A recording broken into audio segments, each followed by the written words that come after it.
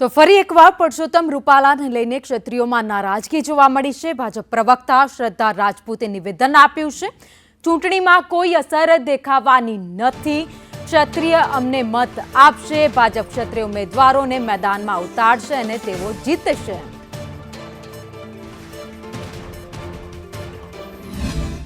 આ પ્રદેશની કારોબારીમાં પણ પ્રદેશ અધ્યક્ષ સી આર પાટીલે ક્ષત્રિય સમાજ જે છે ગુજરાતનો એ તમામ સમાજો આપણી સાથે રહ્યા છે ને એટલે જ લોકસભામાં આપણને 26માંથી 25 સીટો મળી છે અને એનો જાહેરમાં એમણે ક્ષત્રિય સમાજનો આભાર વ્યક્ત કર્યો હતો।